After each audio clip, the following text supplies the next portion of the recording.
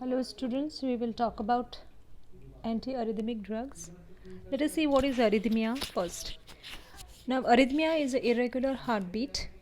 The heart may be too fast, that is tachycardia, or too slowly, bradycardia, or too early, then we call it as premature contraction. Or if it is too irregularly, it is fibrillation. So arrhythmias are the heart problems. They occur when the electrical impulses to the heart that coordinate the heartbeat are not working properly, making the heartbeat too fast or slow or inconsistently. Now you must have studied in your first year pharmacology that the heart conduction system. So we'll just go quickly through this. Now we have the SA node, then AV node, bundle of His. So let us see how the conduction occurs here. The SA node, that is sinoatrial node, located which is within the wall of right atrium, just inferior to the opening of the superior vena cava, normally generates electrical impulses, that is the action potential, and then it is carried by the special conducting tissue of both atria and ventricles. Now that is atrioventricular node. So from SA node to AV node. Upon reaching this AV node located between atria and ventricles, then the electrical impulses relayed down the conducting tissue, that is bundle of His, that branches into right bundle branch and the left bundle. So the that course through the interventricular septum towards the apex of the heart, and finally the large diameter myofibers pass the electrical current to the apex of ventricular myocardium and then to the remainder of ventricular myocardium. Now let us see how this action potential is generated. So this is again the basic part. We know this current is traveling from SA node to AV node, from AV node to AV bundle, and then from right and left bundle branches to the Purkinje fiber. So we have phase 0, phase 1, phase 2, phase 3, phase 4. Now during phase 0 you have the rapid depolarization. So there is a rapid entry of sodium ions. Then phase 1 is a rapid repolarization where there is exit of potassium ions. Phase 2 will be again slow repolarization. You have the slow entry of calcium ions, and then phase 3 is rapid repolarization where you have the exit of potassium. And fourth phase, that is resting phase or the plateau phase, then the action potential turns to the initial state. Sodium and calcium, whatever has entered, will come out and potassium will move in the cell. Now let us see the classification of arrhythmia. These arrhythmias are classified according to where they originate and the heart rate. So if it is fast, over 100 beats say per minute, then it is tachycardia. If it is less than 60 beats per minute, we call it as a bradycardia. So depending on the heart rate, whether it is fast or slow, and where they originate, atria or the ventricles. So let us first discuss the tachycardia in the atria. Now first is atrial fibrillation.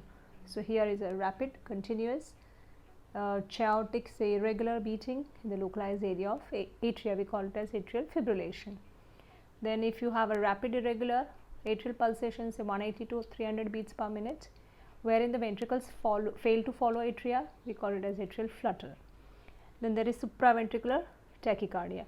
So here is a regular, abnormally rapid heart rate caused by rapid firing of electrical impulses from a focus above AV node in the heart. This is called SVT because the rapid heart rate originates just above the ventricles. Now we talk about the next one, that is Wolff-Parkinson White syndrome, WPW. There is an extra electrical connection inside the heart, and that acts as a short circuit resulting in abnormally fast heartbeat. So that can be life threatening. Then we have tachycardia in the ventricles. Here we have ventricular tachycardia, abnormal electrical impulses that start in the ventricles cause abnormally fast heartbeat. Now typically the heart will have a scar from the previous heart attack, and that will force the original the it will force the electrical signal to travel around it. So here the ventricle will contract more than 200 times a minute. Ventricular fibrillation is rapid, continuous, chaotic, irregular beating of the ventricles. Now what is happening? The ventricles do not pump blood properly. The blood pressure drops, and that deprives the vital organs of the essential blood supply. The patient will lose consciousness and require the medical assistance, including CPR, that is cardiopulmonary resuscitation. Third type is bradycardia. Bradycardia, we have the heart beating slowly, abnormally slowly, you can say 60 beats per minute, under 60 beats per minute. Now sick sinus, there is one type. Now here the problem is with the sinus node, because we know heart's natural pacemaker is SA node. If this is not functioning properly, then the patient's resting heart may be abnormally low. If the sinus node functions properly, sick sinus may be caused because of scarring near the SA node, which determines the movement of electrical impulses. Then we have conduction block. This can occur or close to AV node, which is between atria and the ventricles. The block may be along other pathways. Now here the impulses between the lower and the upper half of the heart may be slowed or blocked. So that depends on the type of block and where it is. The patient may experience skip heartbeats.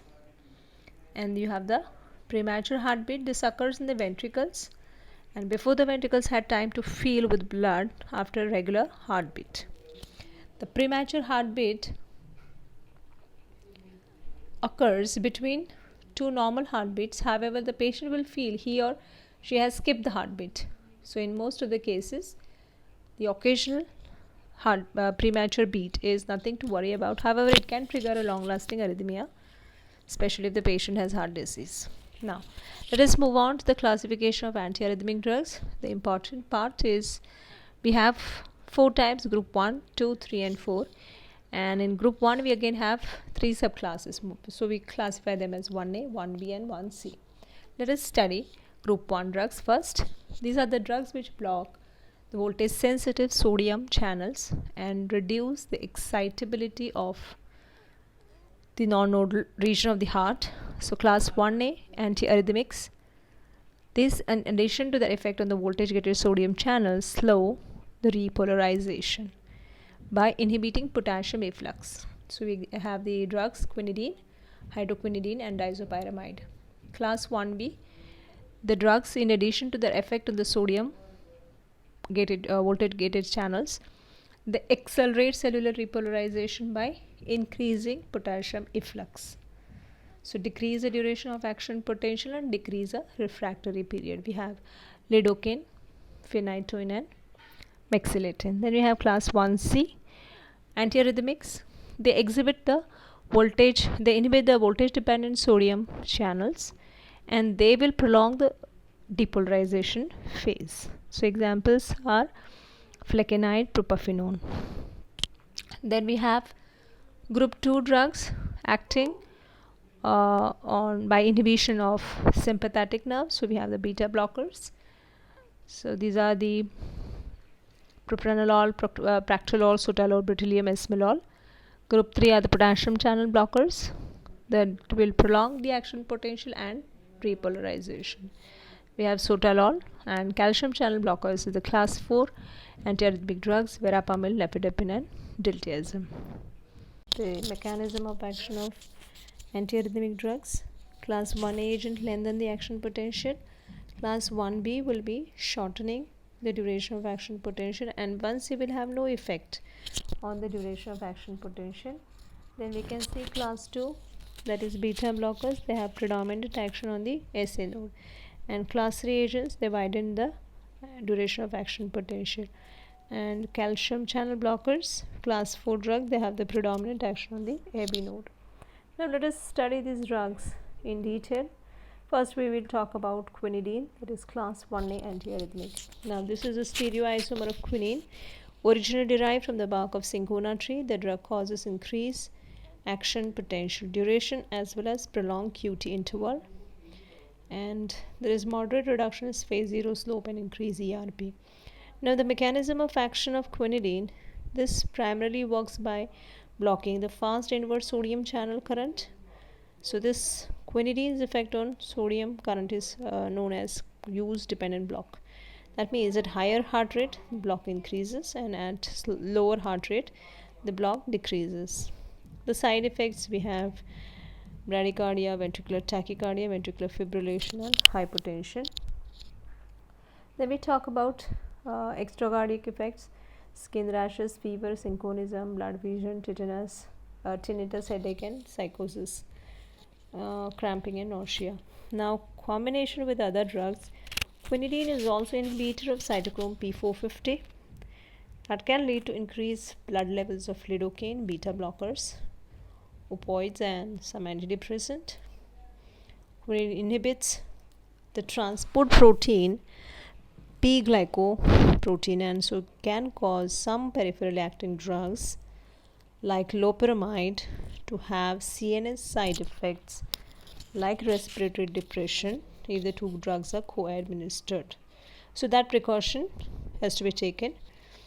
Uses, we have atrial fibrillation, atrial flutter, paroxysmal tachycardia, and ventricular fibrillation. And obviously the use of quinine in malaria is known. Then we have proquinamide. This is safer than quinidine for IV use. Let us see the mechanism of action. Proquinamide is a sodium channel blocker that blocks the open sodium channels and prolong the action potential. This results in the slowed conduction and decrease rate of rise of action potential, which will result in widening of QRS on the ECG. Now the side effects are similar to quinidine, and the uses is also similar, that is atrial fibrillation, atrial flutter. And let us talk about the third drug in this category, that is diazopyramide. This drug's class 1 activity is again similar to quinidine, so it targets sodium channels to inhibit the conduction. Diazopyramide depresses the increase in sodium permeability of the cardiac myocyte during phase O of the cardiac action potential. In turn, decreases the inward sodium current.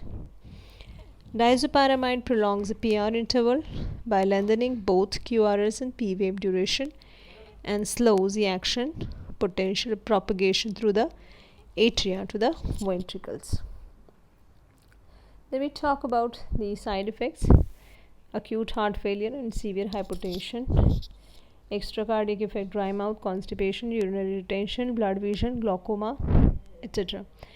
Then we have class 1B antiarrhythmic drugs. Very important one is lignocaine.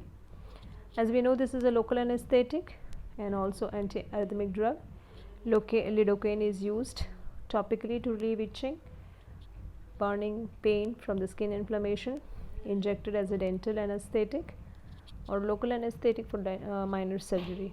Now this acts mainly by inhibiting sodium influx through sodium specific channels on the neuronal cell membrane, in particular so-called voltage gated sodium channels. When the influx of sodium is interrupted, the action potential cannot rise and the signal conduction is inhibited. Now also it depresses the automaticity in the ventricular tissue. No action on SA node, AV node, or atria. And the side effects are nerve damage, neurotoxicity due to allergic reaction, excessive fluid pressure in confined spaces, severing of nerve fiber or support tissue with a needle or catheter, convulsion, confusion, and tingling of the lips or tongue. Uses of lignocaine, ventricular arrhythmias in myocardial infarction. We talk about the next drug, phenytoin. Phenytoin is believed to protect against seizures by use and voltage dependent block of voltage gated sodium channels. It has low affinity for resting sodium channels at the hyperpolarized membrane potential. Basically, this is used for digitalis induced arrhythmia because it will not increase AV block, and in particular this is good drug for epilepsy. Antiarrhythmic, we will talk about flecainide. This is class 1C antiarrhythmic drug used to prevent and treat tachyarrhythmias. This is used to treat a variety of cardiac arrhythmias including paroxysmal atrial fibrillation, paroxysmal supraventricular tachyarrhythmia, tachycardia, and ventricular tachycardia. So mechanism, it blocks the sodium channel in the heart, causing prolongation of cardiac action potential and thereby slows the conduction of the electrical impulse within the heart. The greatest effect is on His fiber, His Purkinje system, and ventricular myocardium. The effect of flecainide on the ventricular myocardium causes decreased contractility that leads to decrease in the ejection fraction. Thus, flecainide is used in the treatment of many types of supraventricular tachycardias, including AV nodal reentrant tachycardia, Wolff-Parkinson-White syndrome, that is because of the action on the His Purkinje system.